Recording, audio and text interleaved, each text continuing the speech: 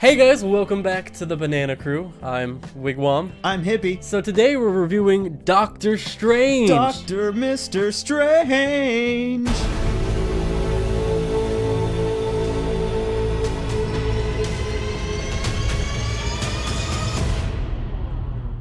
Or is it Mr. Dr. Strange? Mr. Doctor. Damn it! This review will contain spoilers because we're too lazy to not include spoilers. So Dr. Strange is Marvel's latest iteration at bringing a character that nobody really knew about or cared about to life.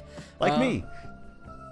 Nobody likes you or cares you about you at all. No, not that part. No. No. If you were gonna break it down, this movie totally excels at the visuals and the action. The way that they combine what a lot of people are like saying was just Inception level of visual effects. They took it to a whole nother level. Yeah, it's times 10.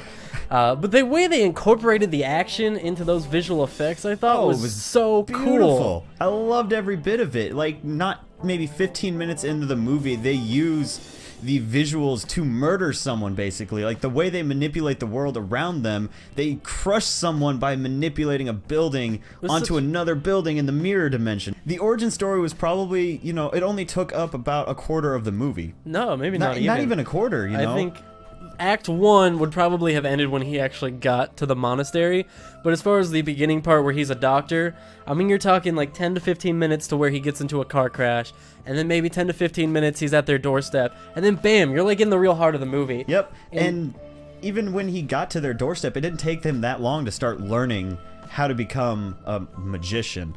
Sorcerer. Can I borrow your glasses? Yes. Thank you. Sorcerer. Thanks. You're welcome.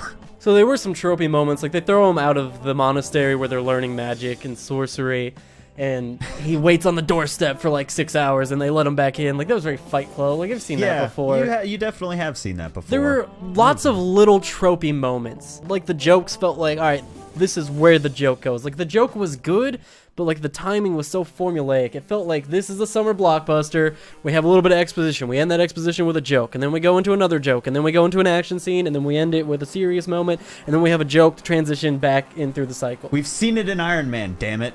Yeah, that's a lot of this movie was like, this felt a lot like the plot structure of Iron Man. Become the hero you're destined to be. In Iron Man, you know, you are introduced to your character, and then all of a sudden he is shut down with this horrible...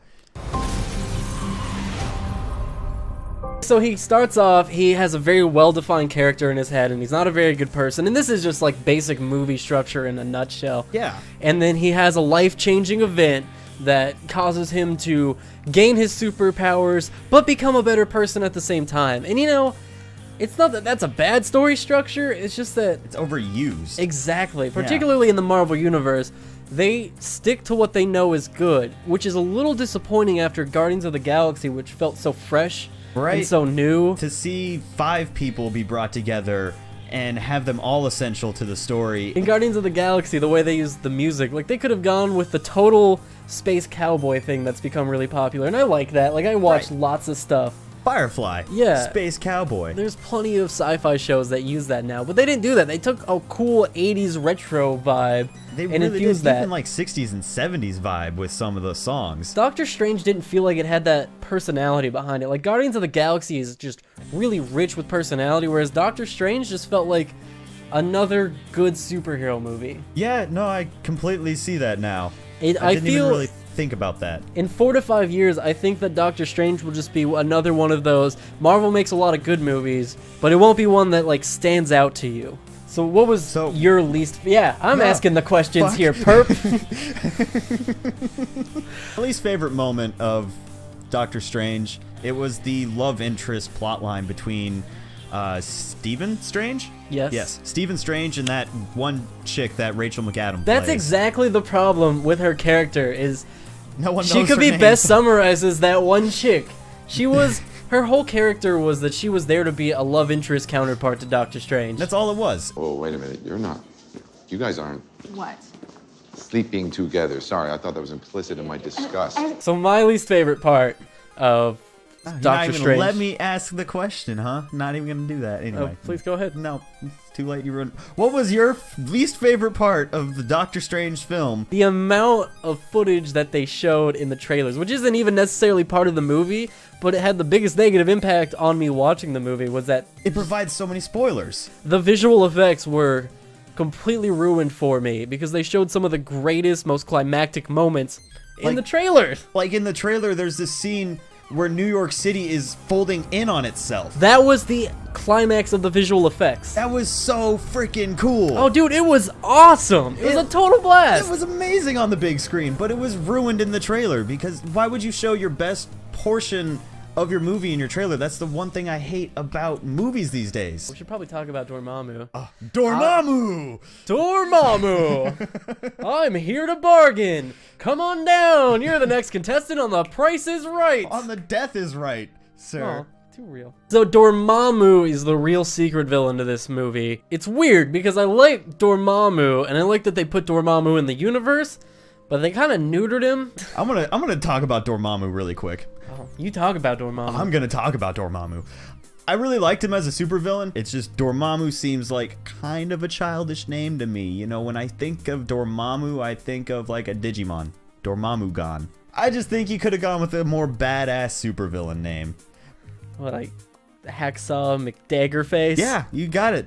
I would have much rather Benedict Cumberbatch come into screen 26 times, just say Hacksaw McDaggerface. I really like how the initial villain in the movie is not just some evil, nefarious person who wants to end the world because he's evil. He was actually someone that believed that he was doing good, that he had found the ultimate truth, and was trying to do better for the world, even through drastic measures. You know what other villain kind of does the same exact thing?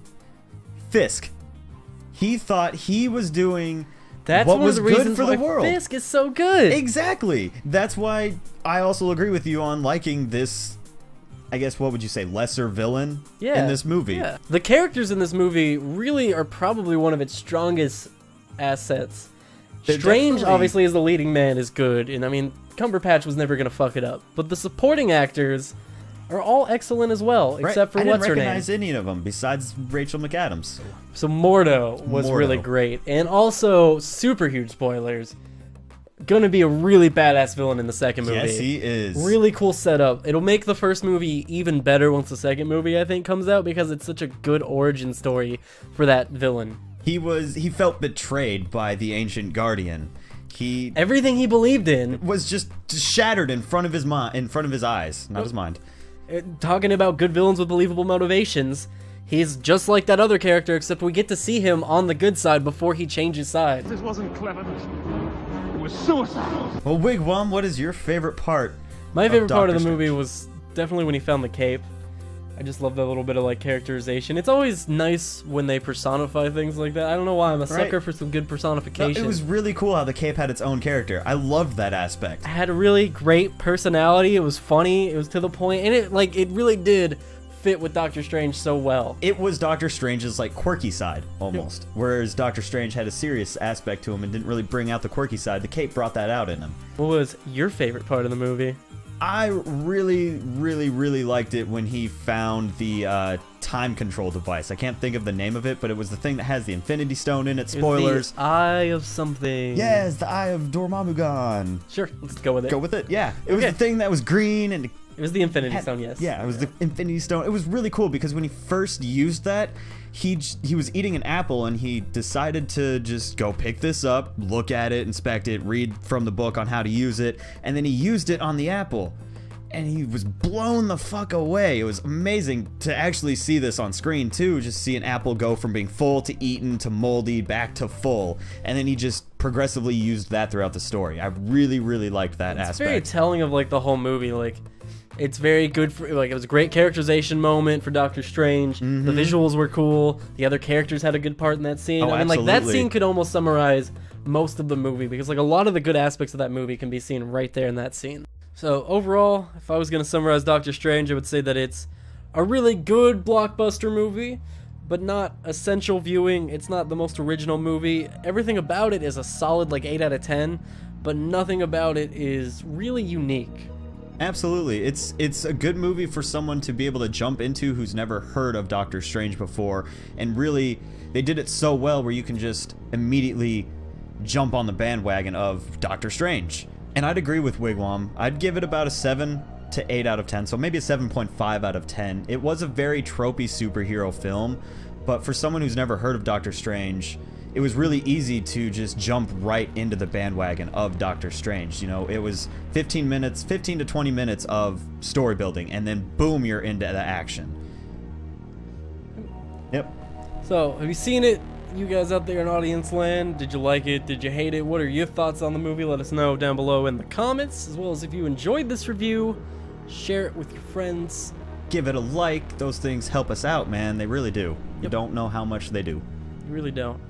Unless you also make videos, in which case you maybe do. You maybe do. Well, I've been Wigwam. And I've been Hippie. And we've been the Banana Crew, and we'll see you guys later. Look at our beautiful set.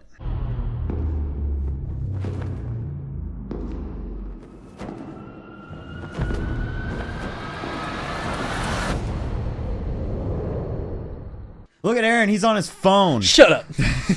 Shut your whore mouth. Look at me, I'm Wigwam. I'm gonna come over there.